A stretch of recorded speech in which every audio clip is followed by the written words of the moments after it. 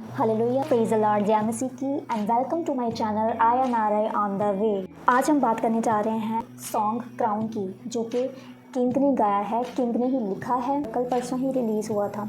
हालांकि बहुत सारे यूट्यूबर्स ने इस पे रिएक्शन वीडियोस बनाई हैं, शायद उनको पसंद आया होगा, लेकिन मुझे इसमें कुछ भी पसंद नहीं आया। तो मैंने सोचा कि मैं इसमें जेन्युइन रिव्यू दूँगी।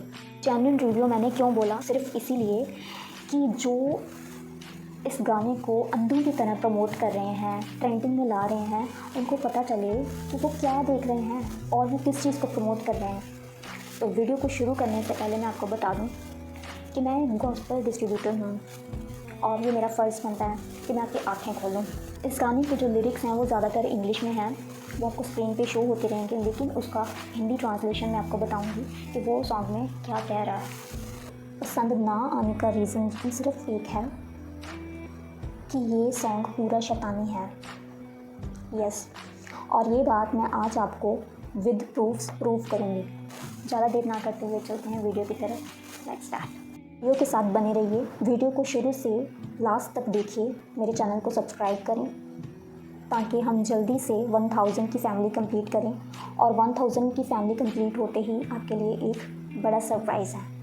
पहले मैं आपको इस सॉन्ग की पूरी शॉर्ट स्टोरी समझाऊंगी विद पिक्स विद प्रूफ्स, जिससे आपको 101% क्लियर हो जाएगा कि ये सॉन्ग पूरा सैटेनिक है।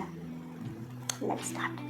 गाने की शुरुआत में हमें दिखाई जाती हैं 3 चीज़ें: खजूर की डालियाँ, एक कुर्सी और उसके पीछे लगा हुआ एक शीशा, मानो कि किसी का इंतज़ार हो रहा हो।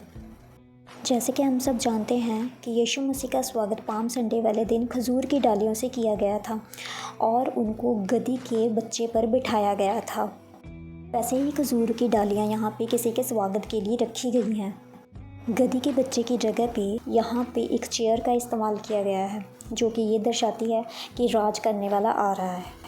याकूब 1:23 में लिखा है कि खुदा का कलाम एक शीशे की तरह है, लेकिन यहाँ पे शीशे को पीछे रखने का मतलब खुदा के कलाम को सबकी नज़रों से छुपाया गया है।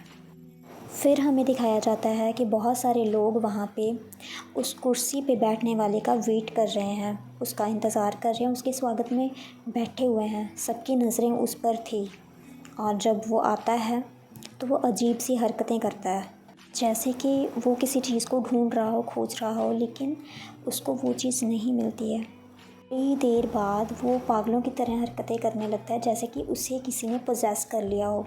उसके हाथ में गन हो और वो सबको मारने की कोशिश करता है। वहाँ से डर के सभी लोग भागने लगते हैं, तभी वो वहाँ पे किसी का खून कर देता है। इस सीन में साफ साफ यही दिखाया गया है कि जब शैतान को उसका ओहदा नहीं दिया जाता तो वो धरती पर आकर मनुष्य जाति को तंग करने लगता है, जैसे कि हिंसा और किसी की हत्या कर देना, झूठ बोलना, पाप करना, पोर्नोग्राफी, ये सब चीज़ों में उन्हें लगा देता है। और ये वही महाकलेश के दिन हैं जो वचन में लिखे हुए हैं, और वचन के अनुसार एंटी क्राइस्ट आने वाला है, और यही सब चीज़ें वो हमारे साथ करेगा। वो पाप को फैलाएगा और हमारे पास दूसरा कोई चारा नहीं होगा उसके आगे झुकने की सिवा। इसीलिए वचन के आगे झुकना सीखो, वचन के साथ उसका सामना करो, वचन को अपनी तलवार बना लो। नेक्स्ट सीन में हमें दिखाया जाता है 2 कलर का कॉम्बो, वाइट एंड ब्लैक। और इल्यूमिनेटी लोगों का मानना है कि अच्छाई बुराई, white and black, evil and good, head and tail, अच्छाई बुराई, ये सब चीज़ें एक ही सिक्के के 2 पहलू हैं। हालांकि ऐसा नहीं है, इसीलिए ये लोग भी काले रंग को पसंद करते हैं, अंधेरे को पसंद करते हैं, बुराई करने को पसंद करते हैं। जैसे हम देखते हैं कि चर्चेस में फादर या प्रीस्ट होते हैं तो वो वाइट कलर का गाउन पहनते हैं, लेकिन जैसे हमारे चर्च है वैसे सैटानिक चर्च भी होते हैं, वो उनके फादर्स ब्लैक कलर का गाउन पहनते हैं। और फिर नेक्स्ट सीन में वे ऊपर उड़ जाता है और आसपास के एंजल्स उसको सर झुकाते हुए कहते हैं, rain of the king, bend down and किस ऑन द रिंग। मीन्स कि राजा का शासनकाल आ गया है, राजा का शासनकाल आ गया है, उसके आगे झुको और उसे चुंबन दो। ज़माने में जब राजा आता था तो लोग ऐसे ही उसकी जय जयकार करते थे और उसके आगे झुकते थे और उसके हाथ पे चुंबन देते थे। और इस सीन से ये लोग ये दर्शाना चाहते हैं कि एंटी क्राइस्ट आ रहा है, उसका शासनकाल आ रहा है, उसके सामने झुको और उसका स्वागत करो। जैसे कि खुदा का कलाम लूका 21:27 में कहता है, देखो वह बादलों के साथ आने वाला है और हर एक आँख उसे देखेगी, वरन जिन्होंने उसे भेदा था वे भी उसे देखेंगे और पृथ्वी के सारे कुल उसके कारण छाती पीटेंगे। तो ऐसा ही कुछ इसमें दर्शाया गया है कि एंटी क्राइस्ट बादलों से आ रहा है और सारे लोग उसकी तरफ जा रहे हैं। जैसे कि प्रकाशित वाक्य में भी लिखा हुआ है कि वो अपनी भेड़ों और बकरियों को अलग करेगा, वैसे ही उसके पास ये सारे जा रहे हैं। फिर अगले सीन में हमें कुछ फिर ऐसा दिखाया जाता है, ब्लैक एंड वाइट कलर का कॉम्बो। यहाँ पर ये भाई साहब ने फिर से विक्ट्री का साइन, 2 हॉर्न बना दिए हैं, शैतान के 2 सींग। ये खुद ही दर्शा रहे हैं कि ये क्या है। लो भाई, 1 आई का सिंबल भी शो कर दिया है और भाई ने 1% भी ये कसर नहीं छोड़ी है और हमें यकीन दिला के ही छोड़ा है कि ये पूरा इल्यूमिनाटी है। ये दिखा रहा है कि मैं किसको फॉलो करता हूँ, बेवकूफ़ को फॉलो करता है ये।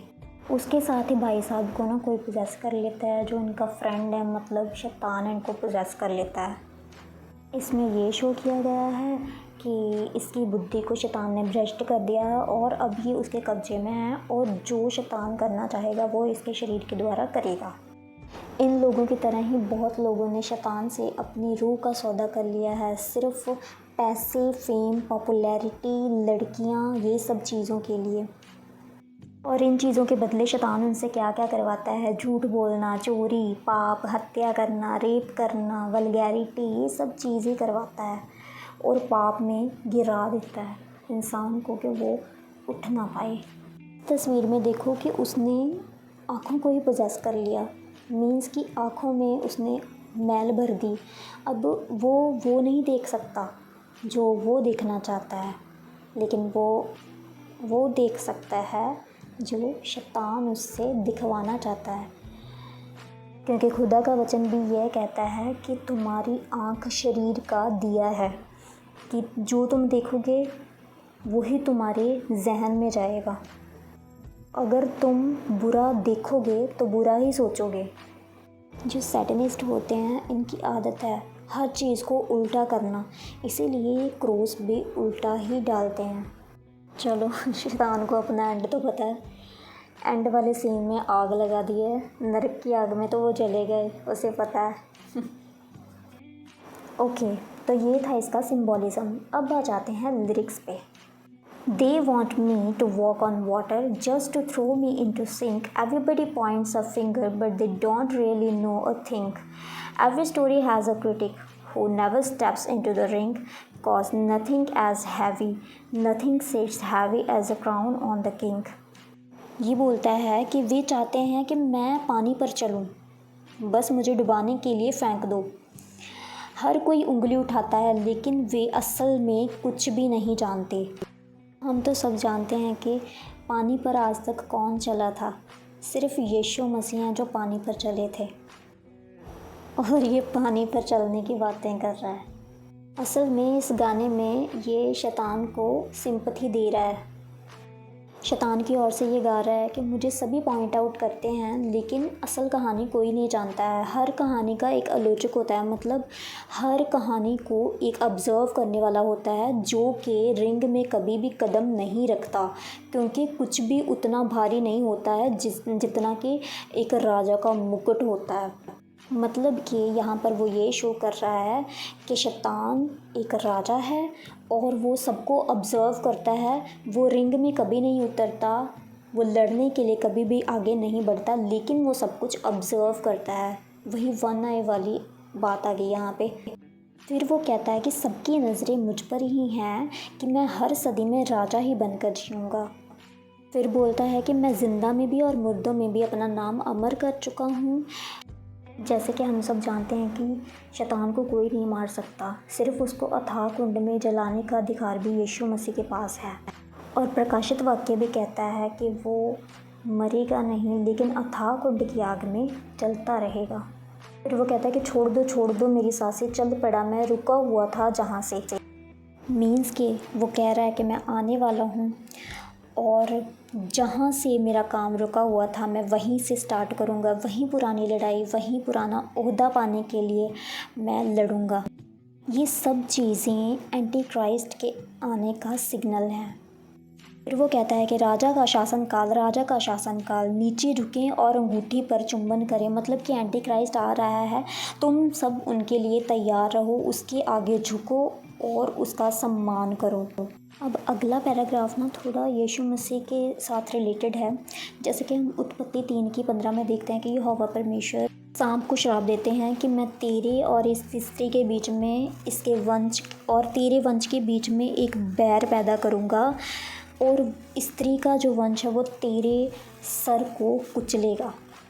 अब अगला पैराग्राफ इसके साथ रिलेट करना, जिसने आँख लड़ा के पैर रखा, फिर बैर रखा, जब कहर मचा। इसमें वो शैतान की ओर से बता रहा है कि जब उसने मेरे साथ बैर रखा तो उसने मुझ पे पैर रखा और कहर मचा। फिर आगे वो बोलता है, वो अपने कर्म का राजा, बाप घमंड करता हुआ कभी ना थका। तो वो यहाँ पे कह रहा है कि यीशु मसीह अच्छाई की प्रतीक थे, मतलब उन्होंने कभी भी बुराई का साथ नहीं दिया था। तो वो अपने कर्मों के कारण एक राजा था, जिसकी वजह से उसका बाप मीन्स यहोवा उस पर घमंड करता हुआ कभी नहीं थका, कभी भी नहीं। इसीलिए यहोवा परमेश्वर ने अपने प्रिय पुत्र को धरती और स्वर्ग दोनों का अधिकार सौंपा हुआ है। फिर वो बोलता है कि पंजा मार के गिरा दी जिसने ख्वाब की दीवार, मतलब जो उसका ख्वाब था परमेश्वर पिता से भी ऊंचा सिंहासन पाने का, वो ख्वाब की दीवार उसकी टूट गई। एंड वाले पैरा में वो कह रहा है, कहती आँखों में ना झांको, राजा हुआ बागी आज, हकदार लेने आ रहा अपना ताज। वो अपना ताज, अपना हक, अपना ओहदा वापस लेने जल्दी आ रहा है। लास्ट लाइन में वो लिखता है, कभी कभी देर हो जाना ही समय पर सही होना होता है। इसके क्या हुआ अगर इतनी देर उसे वेट भी करनी पड़ी तो, क्योंकि यही उसका सही समय था राज करने का, जो अब आ रहा है। कितने ख़तरनाक लिरिक्स हैं और कितना ख़तरनाक मैसेज छुपा हुआ है इसके पीछे। अभी तो इस एल्बम के और भी सॉन्ग्स आएंगे। मैं कोशिश करूँगी कि मैं हर सॉन्ग पे रिएक्शन वीडियो बनाऊँ और जो जो सिंबॉलिज़म चल रहा है मैं उसको एक्सपोज़ करूँ, और ऐसी वीडियोज़, ऐसे सॉन्ग्स को मैं आपके सामने एक्सपोज़ करती रहूँगी। आप भी, अगर आपको भी कोई ऐसे सॉन्ग्स, कोई ऐसे वीडियोज़ पता है तो आप कमेंट सेक्शन में बता सकते हो। वीडियो को like, share, comment and subscribe कर दीजिएगा। तो इसी के साथ मिलते हैं नेक्स्ट वीडियो में। जय मसीह की।